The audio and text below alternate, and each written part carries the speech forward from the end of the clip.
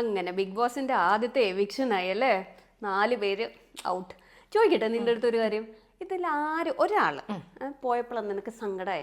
4 പേരും പോയി. അതെ. എന്നാൽ ഈ 4 പേരിൽ ആര് പോയപ്പോഴാണ് നിനക്ക് കുറച്ച് സങ്കടമായി? ആര് പോയാലും നീ പറഞ്ഞ പോലെ ഫസ്റ്റ് പോണ ആൾക്ക് ഒരു പ്രത്യേക സോറവാണെന്ന് എനിക്ക് തോന്നുന്നത്. കാരണം എല്ലാവരും പ്രതീക്ഷിക്കുന്നത് ലാസ്റ്റ് വരെ നിൽക്കണം എന്നാ.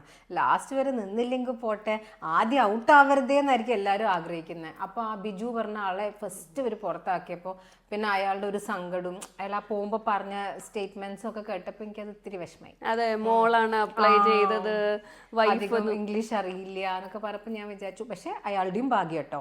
ബിഗ് ബോസ് പോലത്തെ സ്ഥലത്ത് അറ്റ്ലീസ്റ്റ് അയാളുടെ മുഖം കാണിച്ചു, ഇത്രയും നമ്മൾക്ക് പോലത്തെ ആൾക്കാർക്ക് ഫെമിലിയർ ആയില്ലേ. അതെ, മേക്കപ്പ് ആർട്ടിസ്റ്റും കൂടെ അല്ലേ, അപ്പൊ അയാൾക്കിനെയും ചിലപ്പോൾ കൂടുതൽ ഓപ്പർച്യൂണിറ്റീസ് ഒക്കെ കിട്ടുമായിരിക്കും അല്ലേ? ശരിയാ, എനിക്കും ഇഷ്ടമായിരുന്നു ബിജുവിനെ. പിന്നെ എനിക്ക് തോന്നുന്നു, എനിക്ക് സങ്കടം വന്നത് രാശ പോയപ്പോഴാണ്. എനിക്ക് തോന്നുന്നു കുറച്ച് ആക്റ്റീവ്ലി കളിച്ചു എന്നാണ് എനിക്ക് തോന്നുന്നത്. ആൻഡ് പുള്ളിക്കാരി സ്റ്റാൻഡും എടുക്കുന്നുണ്ടായിരുന്നു, കുറച്ച് ആക്റ്റീവായിട്ടുള്ളൊരു കുട്ടിയായിരുന്നു. അപ്പോൾ രാശ പോയപ്പോൾ ശരിക്കും ഞാൻ അയ്യോ ഈ കുട്ടി പോണായിരുന്നോ, വേറെ കുറച്ച് ഡിസേർവിങ് വെളിയിൽ പോവാൻ ഡിസേർവ് ചെയ്യുന്ന വേറെ കുറച്ച് ആൾക്കാരുണ്ടായിരുന്നു എന്നാണ് എനിക്ക് തോന്നിയത്. സ്മാർട്ട്നെസ് മാത്രമല്ല, കുറച്ച് ഭാഗ്യം വേണം എന്നാണ് ഇപ്പൊ ബിഗ് ബോസിലെ പല ഗെയിംസും നമുക്ക് തോന്നിയിട്ടുള്ളത് അല്ലെ. എത്ര സ്മാർട്ടായി ചാടി കളിച്ചിട്ടും കാര്യമില്ലല്ലോ. നമ്മളെ ടീം ഫോം ചെയ്യാൻ നമ്മുടെ കയ്യിലല്ല, ടീമിലെ ആൾക്കാരെ ഡിസിഷൻ നമ്മുടെ കയ്യിലല്ല. ആ സമയത്ത് ഒരു 1 മിനിറ്റ് കൊണ്ട് ഇവർ എന്തൊക്കെ ഡിസൈഡ് ചെയ്യും. കറക്റ്റ്. പിന്നെ ആ ഗെയിം നീ ഓർമ്മയില്ലേ? ഗെയിം ആയിരുന്നു. ആ ബസർ ഇടയ്ക്ക് വർക്കേ ആവുന്നുണ്ടായിരുന്നില്ല, പ്രസ് ചെയ്തിട്ടും സൗണ്ട് വരുന്നുണ്ടായിരുന്നില്ല. എനിക്ക് തോന്നുന്നു ലൈറ്റും വന്നില്ല തോന്നുന്നു. മനസ്സിലാവില്ല പ്രസ് ആയോ ഇല്ലേ, എല്ലാവരും ഒരു ഊഹത്തിൽ കളിച്ച പോലെയാ. കാരണം ഒരാൾക്ക് തെറ്റ് പറ്റിയാൽ നമുക്ക് മനസ്സിലാക്കാം അയാളുടെ കെയർലെസ്നെസ്സാ. 2-3 ആൾക്കാർ ഇതേ കാര്യം ചെയ്ത് വെച്ചിട്ട് പോയിട്ടുണ്ട്, തട്ടി നിർത്തി. ചില ആൾക്കാർ കഴിഞ്ഞു പോകുമ്പോ ഒന്ന് തട്ടിട്ട് പോണു. അപ്പൊ ഇനി എന്താ ശ്രദ്ധിക്കേണ്ടതെന്ന് അറിയാം, ഇനി എന്തെങ്കിലും ഇതുപോലെ ബസർ ഉണ്ടെങ്കിൽ ഒരാഴ്ച അടി അടിക്കുക, പതുക്കെ തൊടാൻ. അത് സെക്കൻഡ് ടീം ചെയ്തു കേട്ടോ. നിനക്ക് തോന്നിയോ ഫസ്റ്റ് ടീമിലെ ആൾക്കാർക്ക് ഒരു ഡിസഡ്വാൻറ്റേജ് ഉണ്ടായിരുന്നു? ഒത്തിരി ഉണ്ടായിരുന്നു. ഒന്നാമത്തെ കാര്യം, ആദ്യമായിട്ട് ഗെയിം ഇൻട്രൊഡ്യൂസ് ചെയ്യുന്നേ ഉള്ളൂ, അവർക്ക് തന്നെ ഡിസൈഡ് ചെയ്യാൻ ആ 1 മിനിറ്റ് തന്നെ പോരാ എന്ന് എനിക്ക് തോന്നുന്നു. അപ്പൊ ഫസ്റ്റ് ടീമിന് ചിലപ്പോൾ ഒരു 2 മിനിറ്റ്സ് കൊടുക്കാം അല്ലെ. ബാക്കിയുള്ളവർക്ക് എന്താ പറയുക, അവിടെ ഇരുന്ന് കാണുന്നുണ്ട്, അവർക്ക് മനസ്സിലായി എന്തൊക്കെ ചെയ്യാമെന്ന്. അവരുടെ തലയിൽ അവിടെ നിന്ന് ഡിസ്കസ് ചെയ്യാൻ പറ്റിയില്ലെങ്കിലും അവരുടെ തലയിലുണ്ടാവും, ഓക്കെ ഇങ്ങനെ ചെയ്താൽ വർക്കാവും, അങ്ങനെ ചെയ്താൽ വർക്കാവും. ആക്ച്വലി അവർക്ക് അതിനൊരു ടൈം കിട്ടുന്നുണ്ട്. ആ ഫസ്റ്റ് ടീമിന് അത് കിട്ടില്ല അല്ലെ. ഇല്ല. രണ്ടാമത്തെ കാര്യം എനിക്ക് തോന്നിയത്, ഇങ്ങനെ ഒരേ ഗെയിമാണ് 4 ടീമിനും കൊടുക്കുന്നതെന്ന് വെച്ചാൽ കളിക്കാത്തവർ ആക്ച്വലി കാണരുത്. ആ ടീം കളിച്ചു കഴിഞ്ഞാൽ നിങ്ങൾക്ക് വന്ന് മുമ്പിലിരിക്കാം, രണ്ടാമത്തെ ടീം വന്ന് കളിക്കാം. മറ്റെന്ന് വെച്ചാൽ ഇവിടെ നീ പറഞ്ഞ പോലെ അവർക്ക് ഇവിടുന്ന് മനസ്സില്ലെങ്കിൽ ഒരു സ്ട്രാറ്റജി ഡിസൈഡ് ചെയ്യാലോ. എക്സാക്ട്ലി. പിന്നെ ഇതുപോലെ ഈ ബസർ വർക്ക് ചെയ്യുന്നില്ല എന്ന് അറിയത്തില്ലല്ലോ, ആ ഫസ്റ്റ് ടീമിന് അറിയുന്നില്ലല്ലോ. മറ്റുള്ളവർ കണ്ടു കഴിഞ്ഞാൽ അവർക്ക് മനസ്സിലാവും, ഓ അത് വർക്ക് ചെയ്യുന്നില്ല, നന്നായിട്ട് പ്രസ് ചെയ്താലേ വർക്ക് ആവുള്ളൂ എന്ന്. പക്ഷെ നിന്റെ ഐഡിയ എനിക്ക് ഇഷ്ടപ്പെട്ടു കേട്ടോ. ഒരേ ഗെയിമാണ് ഒരു ഡിസൈഡിങ് ഫാക്ടർ ആയിട്ട് വരുന്നെങ്കിൽ ബാക്കിയുള്ളവരെ മാറ്റി നിർത്തായിരുന്നു. അടുത്ത പ്രാവശ്യം മേ ബി ബിഗ് ബോസ് അങ്ങനെ പുതിയ ഐഡിയസ് ആയിട്ട് വരും. അതെ അതെ. പിന്നെടാ ലാസ്റ്റ് മറ്റേ റാഷ ഈ പറഞ്ഞ പോലെ എനിക്ക് തോന്നുന്നു ജഡ്ജസിനും റാഷേനെ ഇഷ്ടപ്പെട്ടിരുന്നു തോന്നുന്നു. അവർക്കും ആ കുട്ടീനെ അയക്കണം എന്നുണ്ടായിരുന്നില്ല തോന്നുന്നു. പക്ഷെ ഈ സംസാരിക്കാൻ ഗ്യാപ്പ് കൊടുത്തപ്പോൾ ആ കുട്ടി ഒരുപാട് ബ്ലെയിമിങ് തുടങ്ങി. അത് എനിക്ക് തോന്നുന്നത് അഖിൽമാരാർക്കോ ആർക്കോ ഒരു ജഡ്ജിന് അത്ര അങ്ങോട്ട് ഇഷ്ടപ്പെട്ടില്ല. അതുകൊണ്ട് ഒരു ഒറ്റയടി ഇൻസ്റ്റന്റ്ലി ആ ഡിസിഷനിലേക്ക് എത്തിയത്.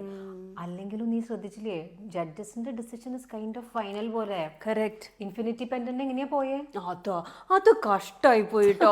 അത് ഏൺ ചെയ്യാൻ വേണ്ടി അവർ എന്തോരം കഷ്ടപ്പെട്ടു, അത് ഷുന്ന് പറഞ്ഞിട്ട് പോവുകയും ചെയ്തു. അത് 1 മിനിറ്റ് സമയത്തിൽ ഒരു 6 ആൾ പോലെ നമ്മളെ 2 ആൾ ഇരുത്തിയാൽ 1 മിനിറ്റിൽ നമ്മളൊരു തീരുമാനത്തിൽ എത്തും.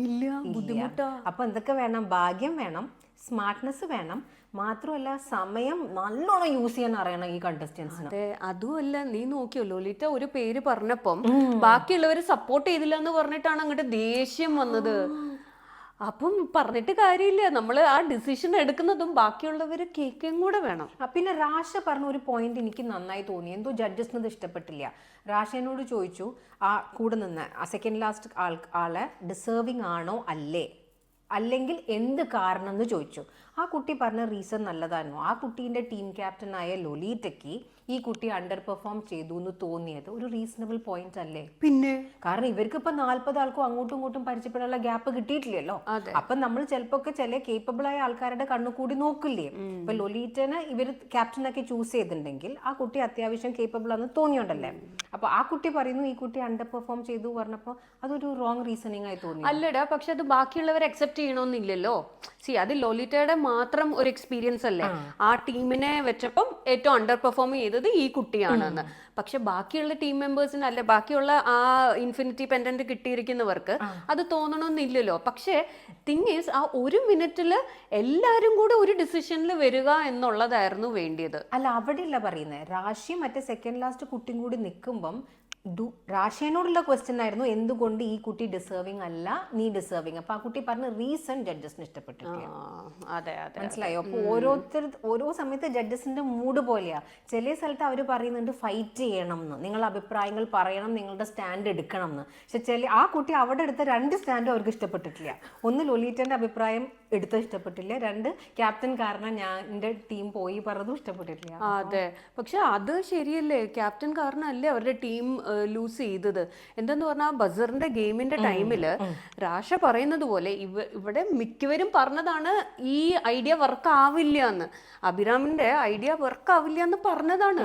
പക്ഷെ ആ കുട്ടി എന്റെ ഐഡിയ വർക്ക് ആവുള്ളൂ എന്നുള്ള മട്ടിൽ നിന്നു. It is also not good. പക്ഷെ അഭിരാമിനെ കുറ്റം പറയാൻ എനിക്ക് അത്ര ഇഷ്ടമല്ല. എനിക്ക് എന്തോ ആ കുട്ടിനെ കാണുമ്പോൾ കുറച്ച് ക്യൂട്ടായി തോന്നുന്നു. ആ കുട്ടിക്ക് ഭയങ്കര ഗിൽറ്റി ഫീലിംഗ് ഉണ്ടായിരുന്നു കേട്ടോ. ഞാൻ ശ്രദ്ധിക്കണ്ടായിരുന്നു അവന്റെ ടീം വന്ന് നിന്നപ്പോ ആ കുട്ടിക്ക് ഭയങ്കര ഗിൽറ്റി ഫീലിംഗ്. പക്ഷെ ഗോപു അഗ്നിപരീക്ഷയാണ്. അവിടെ എല്ലാവർക്കും കൂടെ എന്ത് വർക്കാവും, എല്ലാവരുടെയും കൂടെ മാക്സിമം ആൾക്കാരുടെ മെജോറിറ്റി ആൾക്കാരുടെ ഐഡിയ എടുക്കാണ് ഒരു ടീം ലീഡർ വേണ്ടേ.